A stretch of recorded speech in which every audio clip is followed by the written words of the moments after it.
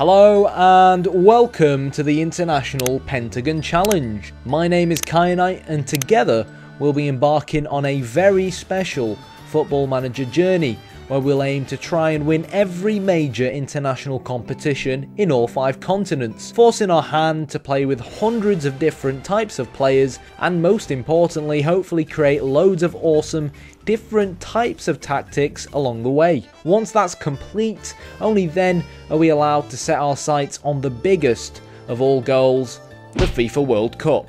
How many nations will we have to manage until we work our way to the top? How many dodgy names will we have to pronounce along the way? So hit the like button, hit the subscribe button, and hopefully we're going to have a lot of fun along the way. Okay, hello everyone and welcome to episode 27 of the International Pentagon Challenge. It's happened a lot sooner than I thought, but we are the England manager. I know at the end of the last video, I kind of asked you guys to tell me what you think I should do, whether I should leave the United Arab Emirates and take the England job. But let's be honest, the England job, I was always going to take the England job, right? It will probably lead to bigger and better things, but for God's sake, it's the England job. And so many have failed since '66. Given my current record in this International Pentagon Challenge, I think it's worth a shot, don't you? Our reputation has, of course, taken a small boost. We've gone up from 1.5 stars to 1 3/4 of a star reputation. Seems a bit bonkers, that, really. I mean, for God's sake, you're the England manager. Surely people around the world now know who you are. Or at least I hope they will once we win the next World Cup. Because let's be honest, we're going to win the next World Cup, right? Oh, heck. So, okay, reputation has gone up to 35%. We can try. It's gone up to 35%. And in terms of career stats, this is something I've never really focused on, but I think it is really quite interesting. So, throughout this entire international journeyman save, I've managed 56 games. We've scored 123 goals and only conceded 54, and I have a win percentage of 67%. Now, I don't want to kind of sound self-centered, but I have mentioned this before, where really, if you look at what we've done since the start of the save, the different types of tactics we've employed and what we've done and whatnot, I think up until this point, we've done a lot better than I thought we would. And I think you can argue that I shouldn't have really been offered the England manager. But it kind of depends, like, who's applied for it in the game and how the game determines whether or not I deserve the job. Because I have applied for the England manager job before, I've just not been given it. And this time I was actually given the England job, which is rather cool, to be honest. And it gives us a platform where we can seriously build our reputation. So if we take a look at our World Cup qualifier group for the 2026 World Cup. Now, this seems a bit lame because we kind of did this for the United Arab Emirates and now we're back in Europe and we have to do it all over again with England. But I think it's going to be easier with England, and you'd expect it to be, really. So we've got the Czech Republic, Lithuania, San Marino, Slovenia and Wales in our group. Now, don't get me wrong. Wales and Slovenia are them kinds of teams. Heck, even the Czech Republic aren't that bad of a side. They're the kinds of teams that England historically kind of slip up against, but not in the qualifying stage, right? So I do personally think we should be able to top our group and we will qualify for the FIFA World Cup 2026. And what happens then, I don't know, but I think we've got an okay qualification group. I think Wales, with Tony Pulis in charge, which is kind of ironic because my first FM18 save was playing like Pulis. If you haven't seen it, go check it out on my channel. But yeah, I think playing against Wales will just be drop deeper, play with 3 centre-backs, deal with the hoofballs and just counter-attack. But yeah, we are England manager. So you've seen our World Cup qualifying group, but those games aren't until 2025, where they'll come thick and fast. Until then, we have this Nations League thing.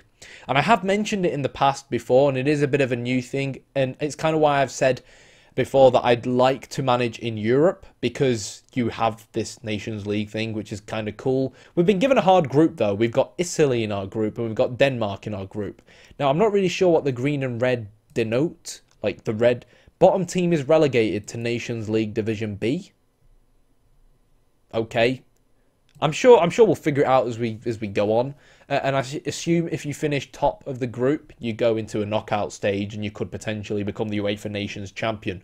So, I mean, if we take a look at all the groups, Denmark, England, Italy, Belgium, Croatia, Spain, Germany, Portugal, Serbia, France, Netherlands, Romania, right?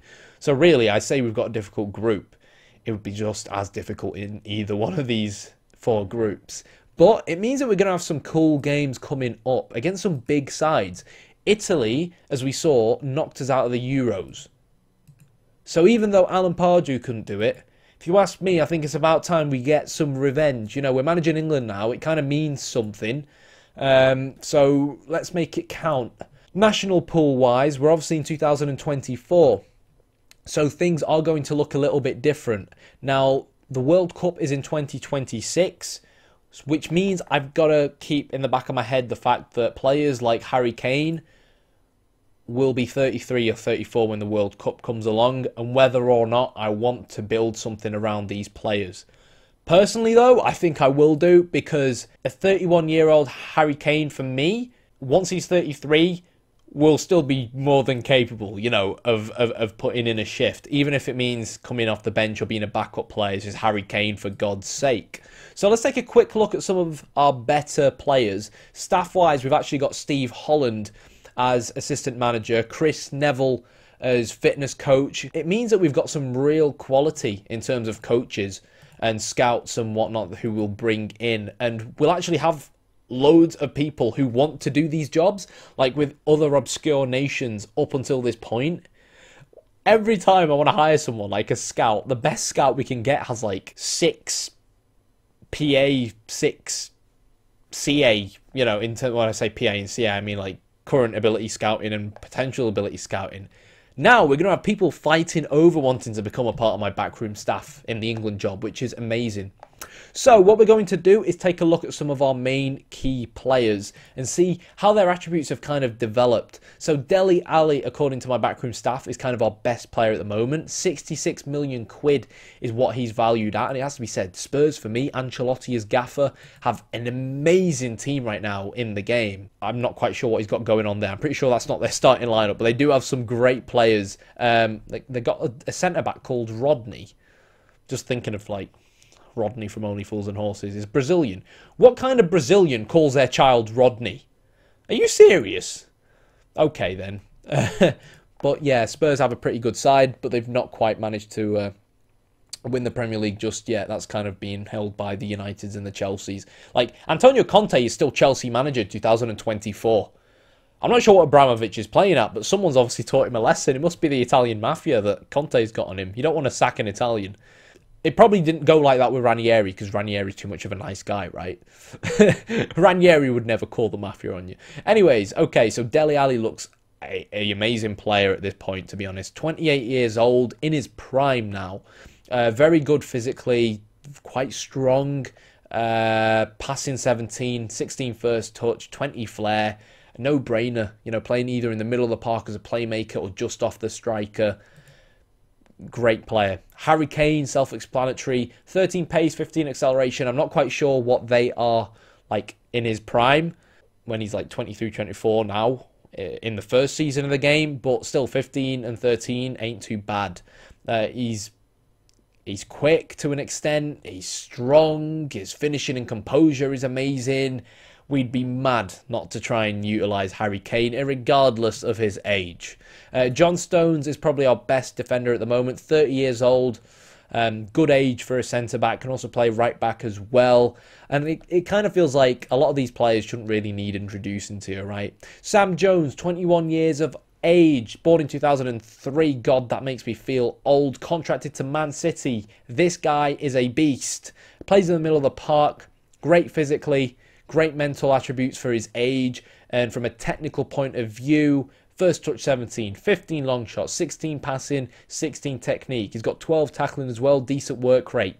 You know, comes deep to get the ball. I'm kind of thinking a Pirlo-esque deep line playmaker, two-guy style player, playing balls forwards. I've not thought tactics through yet, by the way. Gabriel Chidi, 22 years old. We can't see all of his stats. Contracted to West Ham. And you know, if he's come out of the West Ham Youth Academy, he must be pretty good. Now, he's a defensive fullback, apparently, but he's got 16 to 20 acceleration, 15 to 20 pace.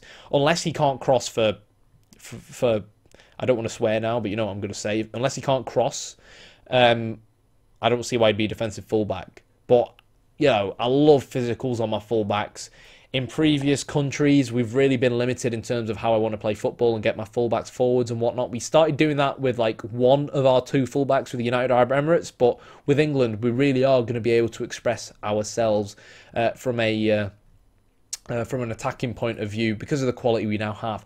Ben Chilwell, 27 years old, not a bad player, will be a decent squad player. Joe Gomez as well, coming into his prime, very good physicals. Could be a little bit better in the tackling and heading department, but really still, you know, light years ahead of the players we've managed in the past. We've got some decent players like Will Hughes, Michael Keane, Jadon Sancho. To be fair, I have no idea who he is. I'm trying to find more regens that will be new to you guys. Roger Jepson, and this is the first time I look at some of these guys actually, so you know, we're both in the same boat. Contracted to Arsenal, loads of pace, loads and loads and loads of pace. Okay technically as well, only 21 years old. We've got a lot of exciting Englishmen coming through. Callum Steele, I hate these regen faces. I just hate them. They just look so bad, don't they? I don't know why SI just didn't leave them the same way they were about 2 or 3 years ago and just let the modding community improve them for everyone else. Or, you know, make changes, but still leave it in a state where the modding community can mod them to make them look better. Like, then that way people would appreciate you're trying to improve them. But, yeah. Okay, so physicals, again, very good. Physically, I mean, this England side are phenomenal. So, counter-attacking football, maybe, you know, utilising our pace, playing on the counter. You can see why he's a defensive fullback, can't cross the ball, really, but still very fast. We can try and utilise that. Any other real quick, like, kind of regen-style players? We've got players like Rashford, Andre Green. It's interesting to see, like, some of these players that are in the England squad. I've not really been paying attention to it, to be honest. Ken Marquardt. 28.5 million, plays for Stoke. We've just really got an abundance of bloody quality players, which we've never had before. Even Raheem Sterling can put a shift in. So, just off the top of my head now, like, I mean, tactically, what we're probably going to look to do. One thing we seem to really lack is kind of like quality strikers, if you know what I mean. Let's see if we can filter it and just see what other options up front do we actually have other than Harry Kane that are just like world class, you know what I mean?